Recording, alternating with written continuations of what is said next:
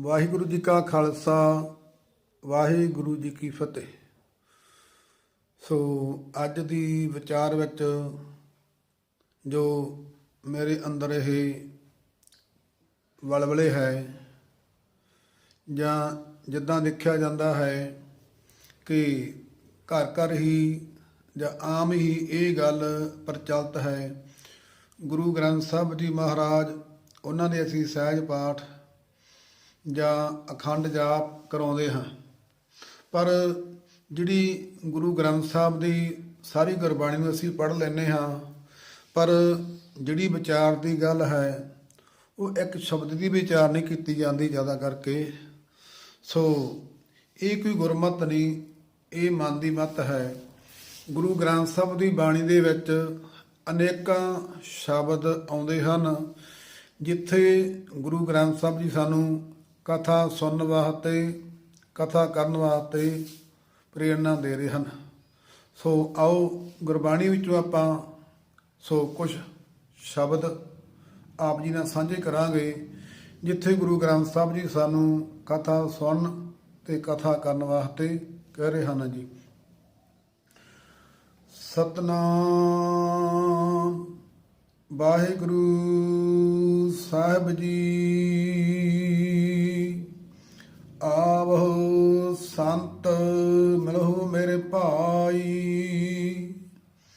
ਮਿਲ ਹਰ ਹਰ ਕਥਾ ਕਰਹੁ।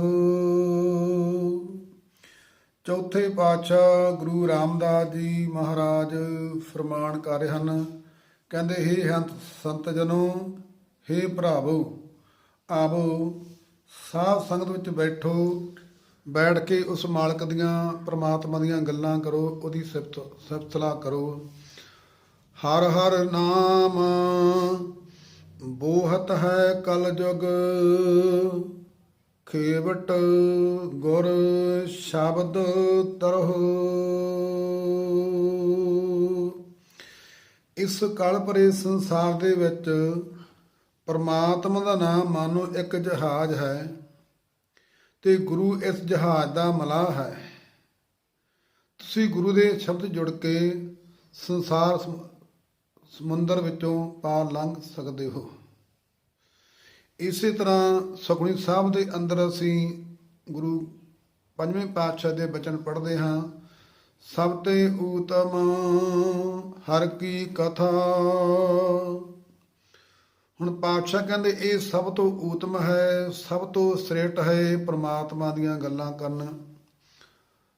ਸਭ ਤੇ ਊਤਮ ਹਰ ਕੀ ਕਥਾ, ਨਾਮ ਸੁਣਤ ਦਰਦ ਦੁੱਖ ਲੱਥ।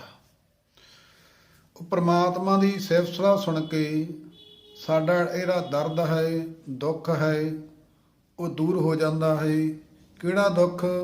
ਜਿਹੜਾ ਪ੍ਰਮਾਤਮਾ ਨੂੰ ਭੁੱਲ ਕੇ ਲੱਗਦਾ ਹੈ।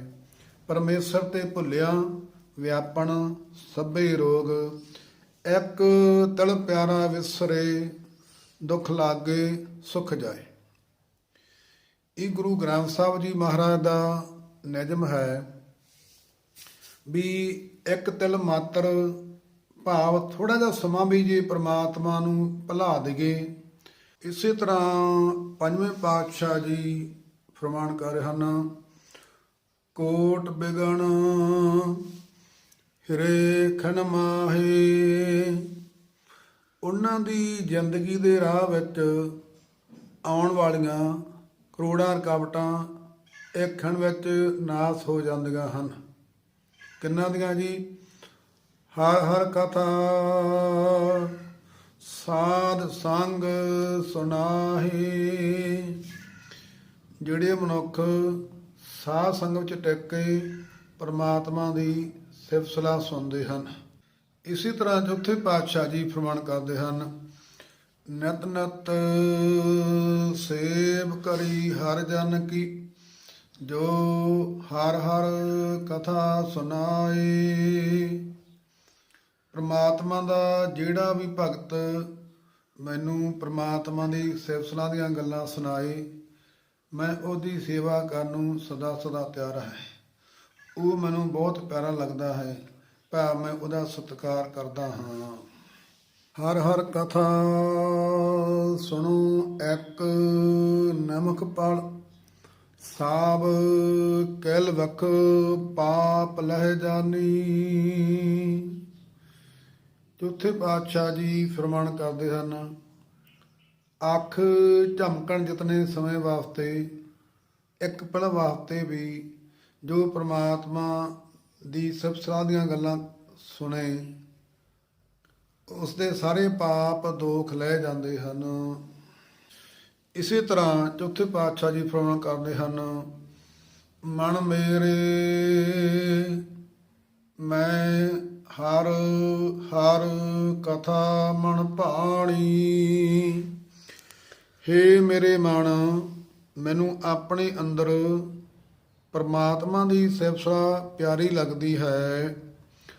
ਹਰ ਹਰ ਕਥਾ ਨਿਤ ਸਦਾ ਕਰ, ਗੁਰਮੁਖ ਆਕਥ ਕਹਾਣੀ।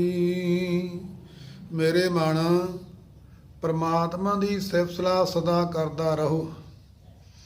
ਅਕਥ ਪ੍ਰਭੂ ਦੀ ਸਿਫਤ ਸਲਾਹ ਗੁਰੂ ਰਾਹੀਂ ਮਿਲਦੀ ਹੈ। ਇਸ ਵਾਸਤੇ ਹੇ ਮਨ, ਗੁਰੂ ਦੀ ਸ਼ਰਨ ਪਿਆ ਰਹੋ। ਇਸੇ ਤਰ੍ਹਾਂ ਅਗਲੇ ਬਚਨ ਹਨ ਗੁਰੂ ਗ੍ਰੰਥ ਸਾਹਿਬ ਜੀ ਮਹਾਰਾਜ ਦੇ, ਹਰ ਹਰ ਕਥਾ ਸੁਣੀ ਮਿਲ ਸੰਗਤ, ਮਾਣ ਕੋਰਾ ਹਰੰਗ ਭੇਨ।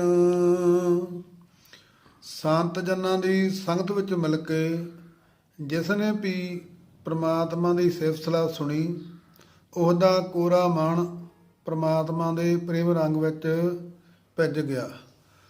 ਹਮ ਅਚੇਤ ਅਚੇਤ ਨਾ ਜਾਣੇ, ਗਤ ਮਿਤ ਗੁਰ ਕੀਏ ਸਚਿਤ ਸਤੇਣ। ਅਸੀਂ ਜੀ ਪ੍ਰਮਾਤਮਾ ਵੱਲੋਂ ਬੇਧਿਆਨੇ ਗਾਫਲ ਰਹਿੰਦੇ ਹਾਂ। ਅਸੀਂ ਨਹੀਂ ਜਾਣਦੇ ਪ੍ਰਮਾਤਮਾ ਕਿਹੋ ਜਿਹਾ ਉੱਚੀ ਆਤਮ ਅਵਸਥਾ ਵਾਲਾ ਹੈ ਅਤੇ ਕਿੱਡਾ ਵੱਡਾ ਬੇਅੰਤ ਹੈ। ਜਿਹੜੇ ਗੁਰੂ ਦੀ ਸ਼ਰਨ ਪੈ ਗਏ ਹਨ, ਉਹਨਾਂ ਨੂੰ ਗੁਰੂ ਨੇ ਸਿਆਣੇ ਚਿੱਤ ਵਾਲੇ ਬਣਾ ਦਿੱਤਾ ਹੈ।